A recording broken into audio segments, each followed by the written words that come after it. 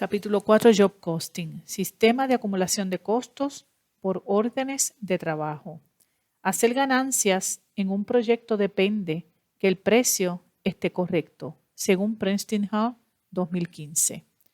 O sea, que para las empresas poder hacer ganancias en un proyecto, nosotros tenemos que garantizarle un sistema de costo donde ese precio unitario sea el correcto para poder garantizar el éxito en una organización.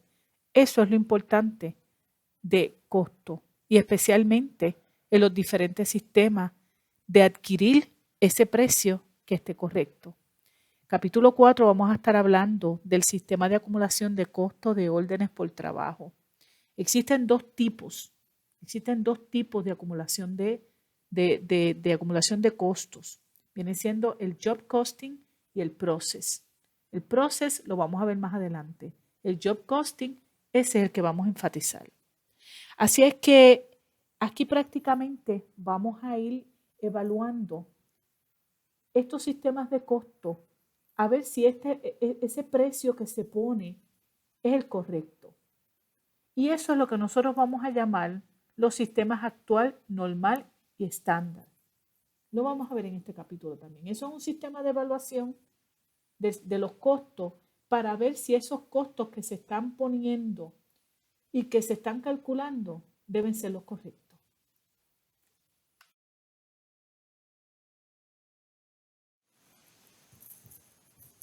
Para poder determinar el costo de los productos, es necesario primero determinar el sistema de costo y el método que se va a utilizar. Estos son los dos principales sistemas de acumulación de costos, que es la de órdenes por trabajo y la de proceso. Ambos sistemas definen el objeto de costo, acumulan costos y asignan los costos a la producción. El sistema de acumulación de órdenes por trabajo es utilizado por organizaciones que producen productos o servicios relativamente pequeños e identificables, que el producto se puede distinguir. Ejemplos de estos productos son la construcción de barcos, aviones, consultoría, abogados, etc. En cambio, en el sistema de acumulación de costos por proceso es utilizado por aquellas compañías que producen grandes cantidades de productos homogéneos. Ejemplo es la gasolina, los aceites, detergentes, cereales, refrescos, etc.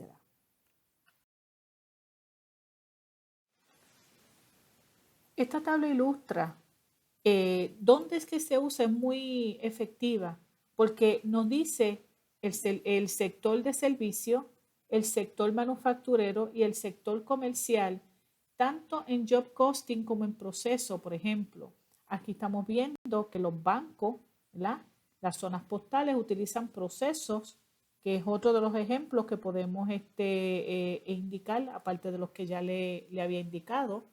Y entonces en el servicio, job costing lo utilizan los auditores, los consultores, los que hacen casos legales, los que reparan computadoras. Aquí habla de Universal Studios y sus películas.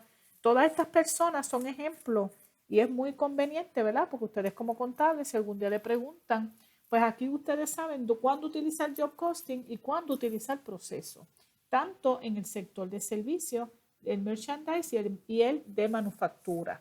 Así es que en el caso de la manufactura, pues todos los que son, ¿verdad?, como habíamos hablado, grandes cantidades de productos homogéneos.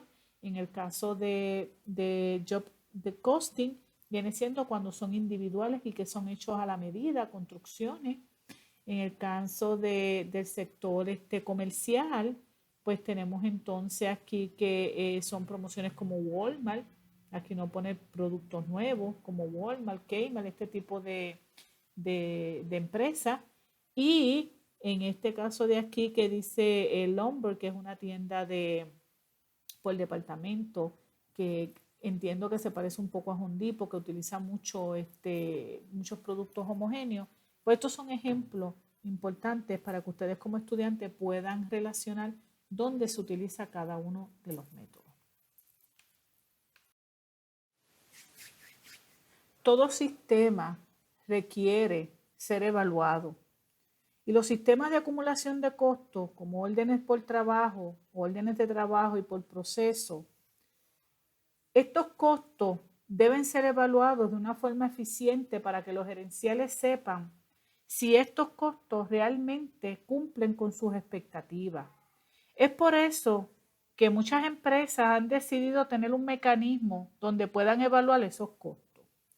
En este capítulo vamos a presentar diferentes tipos de evaluación, que sería el actual, el normal y el estándar. Es bien importante que sepan que todos tienen la misma función, que es desarrollar un mecanismo para medir los costos de los productos. Y todas las empresas deben tener uno. El método actual lo utilizan aquellas empresas de servicios que tienen pocos clientes, bajo volumen, como agencias de publicidad, consultorías, etc. El método normal lo utilizan las empresas con más clientes, volumen, y que utilizan los costos del material directo, labor directa actual, con una tasa predeterminada para los costos indirectos. ¿Qué es lo que está pasando aquí? Lo que pasa aquí es que cuando nosotros estamos utilizando el actual, esto lo utilizan las compañías grandes que quieren hacer un presupuesto y quieren definir cuánto más o menos debe ser el costo de esos productos por unidad. ¿Qué sucede? Que entonces nosotros tenemos el material directo, la labor directa y también tenemos el factory overhead. La labor directa y la mano y el material directo, los costos son variables y varían de acuerdo a la producción. Los costos fijos, que son los costos indirectos, no tienen esa particularidad, sino que no varían con la producción. ¿Qué sucede? Nosotros tenemos que buscar un método que es utilizar una tasa predeterminada para estos costos, de manera así que nosotros podamos anticipar los costos de una empresa o un servicio o un producto incorrido de un mes.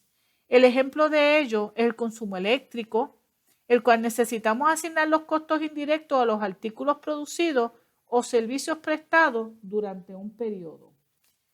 Ok. Haciendo más o menos una conclusión.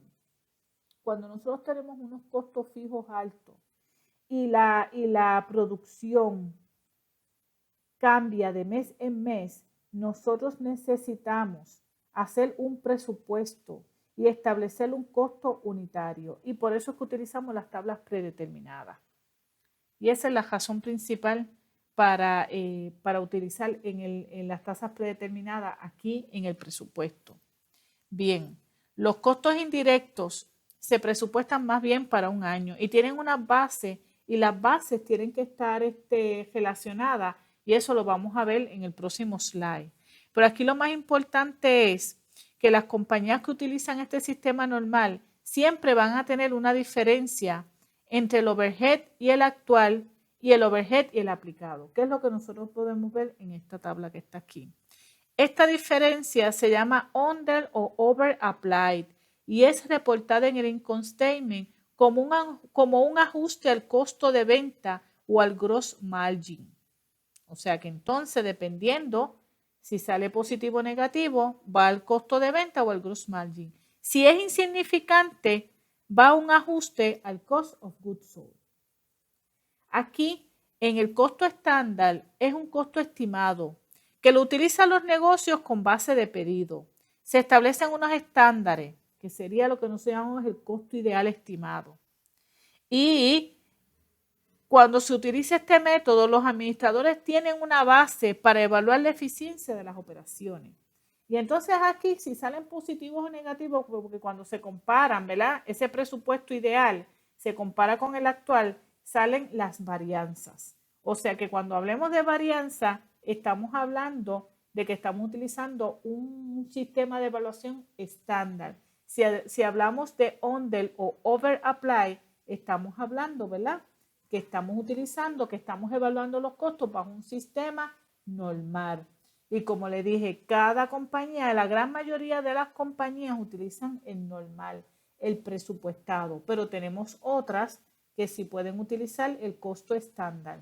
O sea que podemos encontrarnos con diferentes. Lo más importante de aquí es que tenemos métodos para ir vigilando esos costos que son tan importantes mantenerlos, ¿verdad? Los costos son bien importantes, mantenerlos siempre bajo las metas organizacionales para poder tener una ganancia, porque si no, pues los costos, ¿verdad?, nos consumen las ganancias.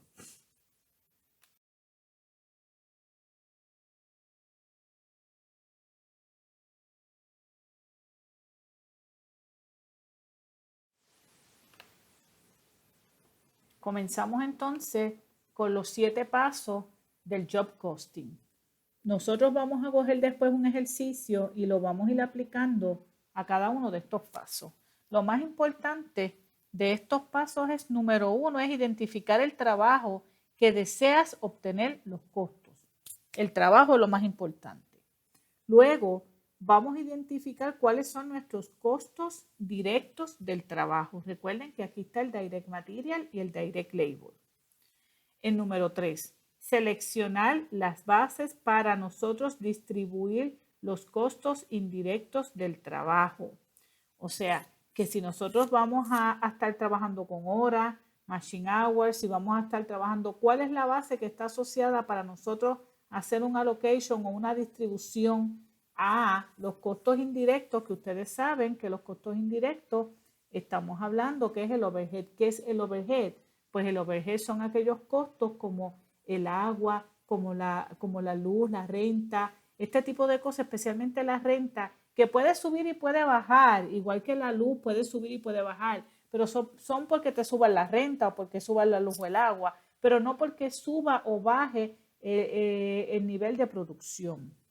El número 4 dice identificar aquellos costos indirectos asociados con diferentes cost pools que son necesarios. Estos son diferentes tipos de costos indirectos y si los costos no son homogéneos, hay que utilizar diferentes bases. En el paso 5, nosotros vamos a calcular la tasa predeterminada para asignar los costos indirectos. Recuerden que está el sistema normal y también está el sistema estándar, pero bajo esta premisa y todo lo que vamos a explicar en este capítulo, nos vamos a dejar llevar por si fuera un sistema normal. Esta ecuación que está aquí, que ustedes la ven como quizás un poquito complicada, yo se la voy a tratar de explicar de una manera más sencilla. Esta parte que está aquí sería tasa predeterminada de costos indirectos. Así es como la vamos a llamar.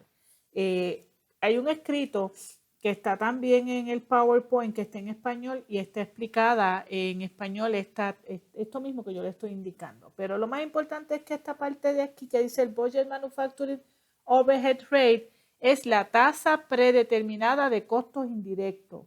Eso va a ser igual. Entonces, aquí en el numerador va a ser el total de costos indirectos presupuestados de una actividad. Repito, total de costos indirectos presupuestados de una actividad y en el denominador va a ser el volumen del nivel de la actividad. O sea que si lo vemos así, como yo se lo he explicado, no es tan difícil. O sea que nosotros vamos a sacar una tasa predeterminada de costos indirectos y en el numerador yo voy a sumar todos los costos indirectos de esa actividad. Y en el denominador voy a poner cuál es el nivel de esa actividad. Yo saco este costo unitario y entonces en el paso 6 que voy a utilizar este Budget Allocation Rate, que no es otra cosa que este numerito que salió de aquí, del paso 5, y lo voy a multiplicar por la base relacionada a esa actividad. Y entonces ya hemos explicado anteriormente por qué hacemos esto, porque los costos indirectos tienen costos fijos, costos variables y tenemos que ponerlo en un costo unitario para nosotros poder predeterminar o presupuestar cuál va a ser el costo de esos costos indirectos y poderlos después comparar con los costos actuales. Esa es la razón de ser. Este paso 5 y este paso 6 es para nosotros poder tener un número que nosotros podamos presupuestar a los costos indirectos para tenerlos en un presupuesto. Y luego se van a comparar con lo que ocurra en la actualidad. Así es que vamos a ir viendo esto y acuérdense que la base La base de esta actividad tiene que estar relacionada. Dependiendo de la situación, puede ser hora, puede ser maquinaria, puede ser materiales, pero lo vamos a ir viendo a medida que vayamos viendo los ejercicios, jóvenes.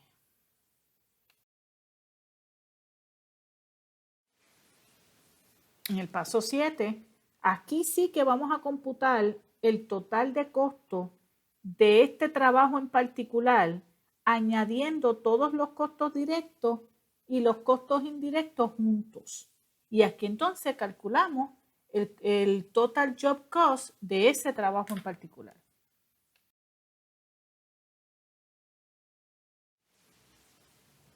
Las entradas de jornal se realizan en cada etapa del proceso de la producción.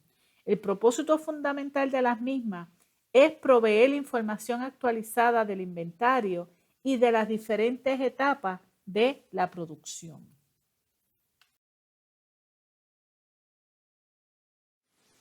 Bien, el material directo, la mano de obra directa y el overhead, tanto aplicado o distribuido, se acumulan en la cuenta de Work in Process. Sin embargo, los costos indirectos actuales, que es lo que nosotros llamamos el overhead, son acumulados en una cuenta de manufactura overhead, como una cuenta de control aparte. Acuérdense que cuando hablamos de costos indirectos es lo mismo que el overhead. Y van a estar en una cuentita, ¿verdad? Van a estar en una cuenta de control aparte porque esa es la que vamos a estar vigilando qué es lo que está ocurriendo actualmente. Las otras, que son el overhead aplicado y la labor directa y el material usado, van a estar en la cuenta de Work in Process.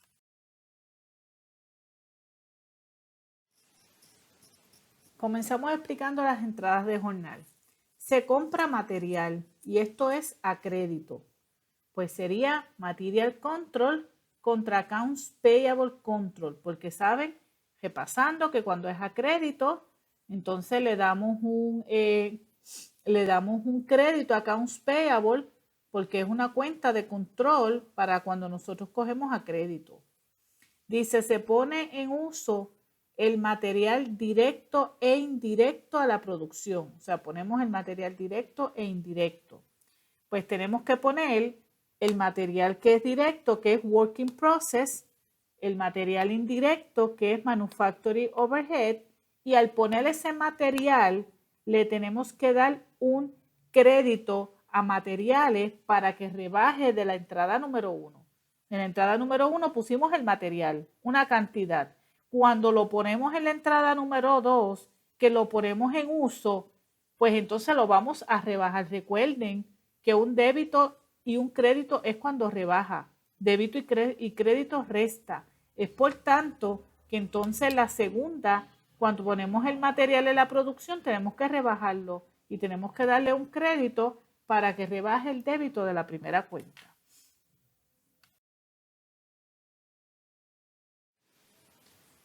Se paga entonces el payroll tanto de la labor directa como la labor indirecta. Saben que la labor directa son las personas que están en la producción y la indirecta son los supervisores. Ok, tenemos entonces que ponemos Work in Process, ¿verdad? Porque tenemos que esos son para la labor directa. Tenemos el Manufacturing Overhead para la indirecta y entonces aquí le damos cash, le damos un crédito porque entendemos que sale de la cuenta cash de la compañía y tenemos que rebajar el cash.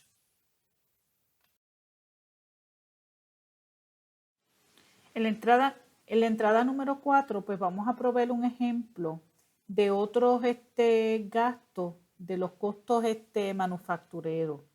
En estos casos se puede ser como ejemplo, pueden ser los salarios de los supervisores, pueden ser utilidades como el agua y la luz, reparaciones, seguro de póliza y en el caso de puede ser cash o puede ser accounts payable, dependiendo cuál sean los casos, ¿verdad?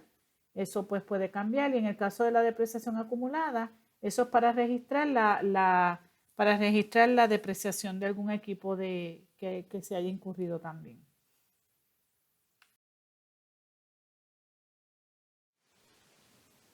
En la entrada 5, ahí nosotros vamos a aplicar aquellos costos indirectos del overhead a work in process y recuerden que ya va a estar con la base predeterminada y va a work in process y lo vamos a sacar de manufacturing overhead allocate. Acuérdense en que hablamos que lo que está ocurriendo actual, acuérdense que esto que la entrada número 5 es un presupuesto que nosotros hicimos, ¿verdad? En el método normal hicimos un presupuesto de los costos indirectos y eso es lo que vamos a poner aquí en la entrada 5. Sin embargo, que dice aquí una notita bien grande, acuérdense que lo que está ocurriendo con los costos indirectos actuales se están posteando en una cuenta que no es work in process, está en una cuenta de el overhead aparte, porque ahí es donde cuando llegue el final del proceso nosotros vamos a comparar los costos actuales versus los costos que estaban predeterminados.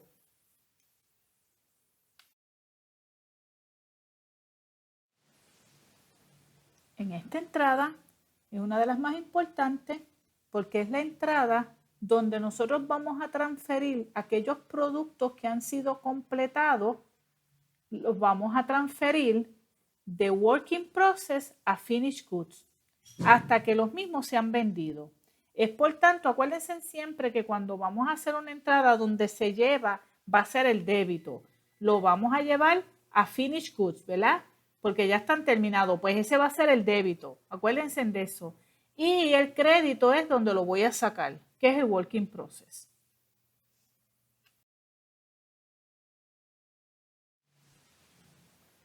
Cuando estos artículos se venden, entonces se transfieren a la cuenta y se convierten en un gasto. Ese costo se convierte entonces en un gasto y se transfiere entonces, se saca de finished goods y se lleva a cost of goods sold. Acuérdense siempre que a donde se va a llevar la cuenta es el débito y se saca para rebajar del finished goods. Cost of goods sold, débito, finished goods. Y entonces la diferencia entre las ventas y el cost of goods sold representa la ganancia, que es el gross margin o el profit en una transacción.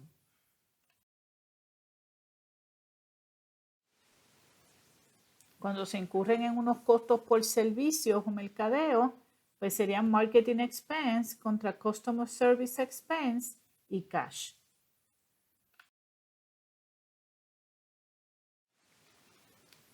Finalmente, los productos son vendidos y la gran mayoría de estas compañías venden sus productos a sus clientes a crédito. Pues entonces la entrada es accounts receivable contra sales. En este caso, en esta cuenta es bien importante porque aumenta las cuentas por recibir, que se da un débito, y las ventas aumentan por el crédito. Y en este momento está aumentando ambas cosas. Está aumentando mis cuentas por recibir porque estoy fiando y están aumentando mis ventas que aumentan por el crédito.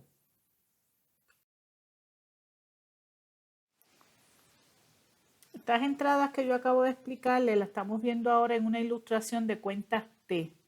Y aquí ven en la flechita, ¿verdad? Cómo es que va cambiando desde que se compra el material, desde que se aplica, desde que va al working process, desde que va al finished goods, luego al cost of goods sold y después entonces, o sea, es el mismo proceso que yo he estado explicando, pero aquí lo pueden ver más detalladamente, lo tienen en su libro para que entonces puedan entender bien el proceso, desde que se compra hasta que se vende un producto.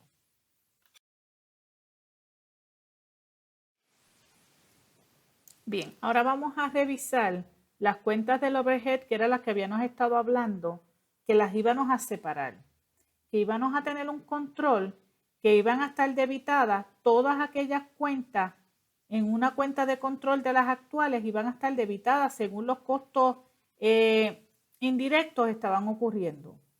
Luego, todos aquellos que estaban presupuestados estaban siendo acreditados y que son las que estaban en working process. Ahora, pues vamos a poder entre débito y crédito vamos a poder definir si lo que incurrió estuvo por debajo o el presupuesto estuvo bien hecho o no estuvo bien hecho.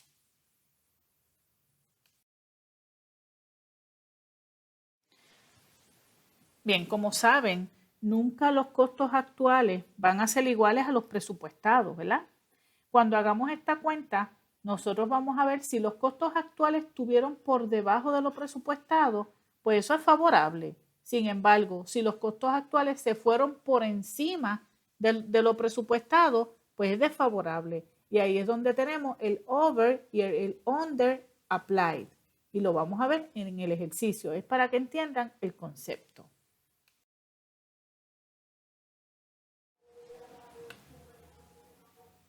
Tenemos entonces que esta diferencia debe ser eliminada al final del periodo en uno de los ajustes utilizando 3 posibles métodos.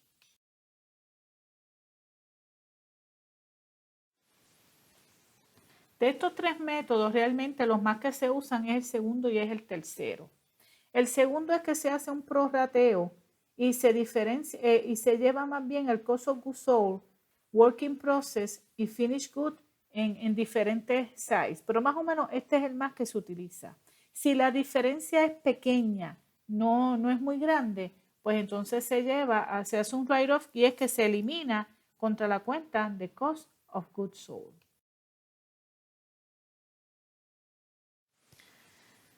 La decisión del método que se quiera utilizar es gerencial y va a depender de muchos propósitos. Pero realmente los estados financieros, pues debe, ¿verdad? El gerente debe determinar si es una diferencia grande o es pequeña y si realmente esto pudiera afectarle en los costos de los bienes vendidos como tal.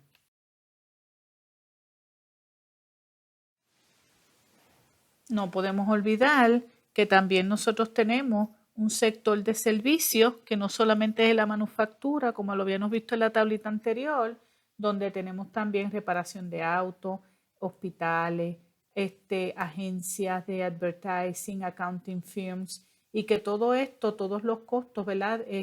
Pueden ser traceados y pueden ser distribuidos en cada una de las en cada uno de los costos que tengan cada uno de estos servicios. O sea que no solamente es para la manufactura, sino también o el sector manufacturero, sino que también es para el sector de servicio. Hemos concluido con este capítulo. Es un capítulo muy importante, muy extenso. Así es que si necesitan escucharlo en otra ocasión, escúchenlo con mucho detenimiento, mucha concentración. Vamos a ver si puedo hacer otro video para explicarle uno de los ejercicios y así puedan contestar el foro y puedan seguir con las asignaciones y le pueda servir de entendimiento para el examen. Así es que, gracias.